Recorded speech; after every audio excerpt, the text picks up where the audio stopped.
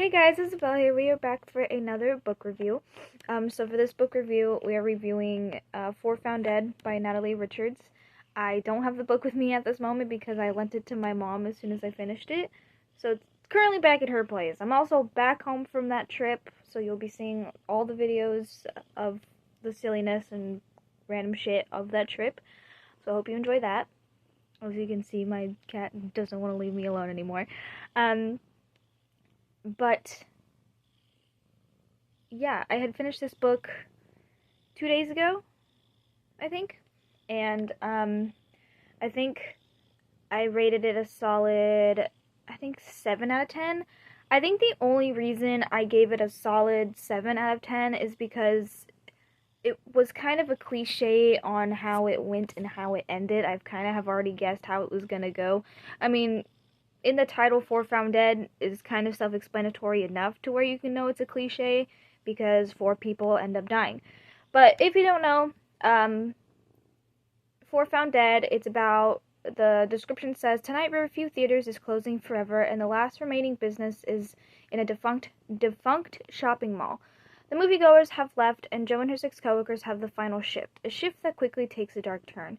First, a stranger arrives with a chilling accusation, and then the power goes out and their manager disappears, along with the keys to the lobby doors and the theater's safe, where the crew's phones are locked in each shift. The crew's tension turns to terror when Jo discovers the dead body of her coworkers. Now their only chance to escape the murder in the midst through the dark is through the dark, shuttered mall. With its boarded-up exits and disabled fire alarms, the complex is filled with hiding places for both pursuer and pursued. In order to survive the night, Jo and her friends must trust one another, navigate the sprawling ruins of the mall, and outwit a killer before he kills them all. So, it was a good book, I'm not gonna lie, and it was definitely an easy read, even though it did have 40 chapters, but it was a really good book, I won't admit, I won't lie. One of the things that kept me, mostly just kept me on my toes was the fact that it's pitch black. Like, the fact that you have to use your other senses and your memory of working in a mall and being in a mall and trying to find a way out through anywhere in the closed up mall in the dark is just the fact with a killer on the loose as well. That's the kind of just the one thing that made it so intense, is that all of it is literally in the pitch dark. They barely have flashlights, and they just have to try to find a way out, and it's not easy at all because it's the mall is being foreclosed, so everywhere's boarded up, and everyone's just got to try to survive. And it's funny because you also get into the depths of each character, most specifically Jo, which is the main character of the story.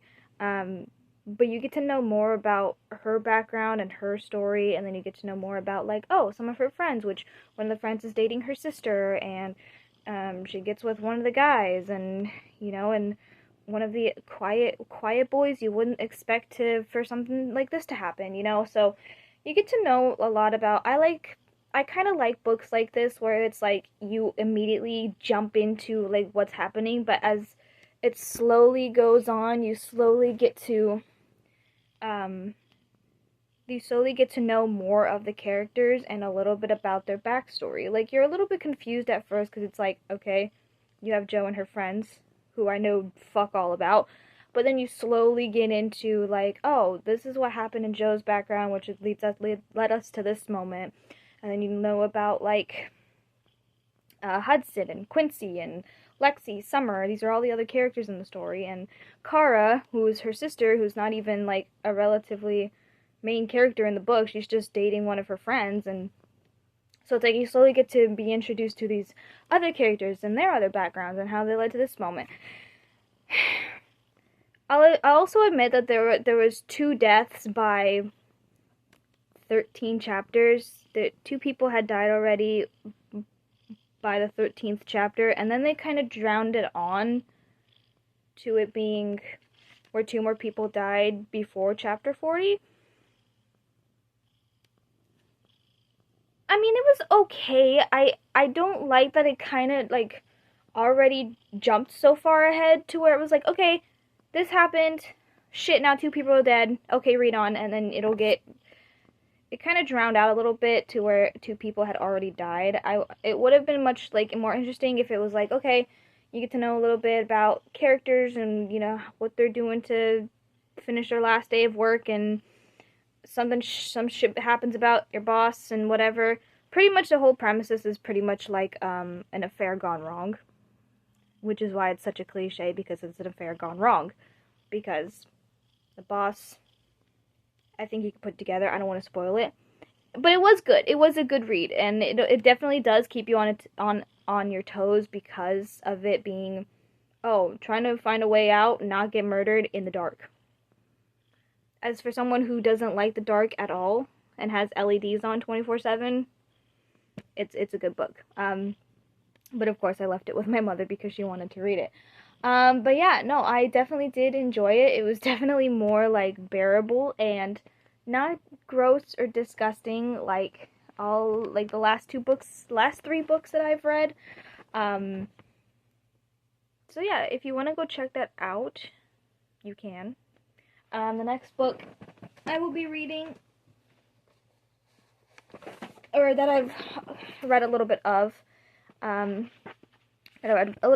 is called I Had That Same Dream Last Night, and the premises is, what dreams may come. An unhappy girl who engages in self-harm, a woman ostracized by society, and an old woman looking to live out her twilight years in peace.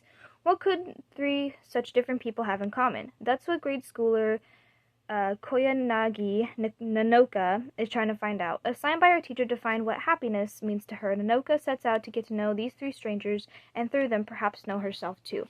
I didn't read how many chapters there were. I think there's so there's 11 chapters, but they're really long. It's a really thick book, and then it gives you like another chapter of a different At Night I Became a Monster. I think I have that one saved as well, so there's another chapter of a different book in here. I'm on chapter 2, and so far it's pretty interesting. Again, it's like an animated anime book, so if you're into that stuff, I have a whole bunch of shit like this saved on Amazon though, so I do want to get into those as well. So I'm hoping to try and get back into reading today, and then I had forgotten that I was supposed to make a book review. But yeah, I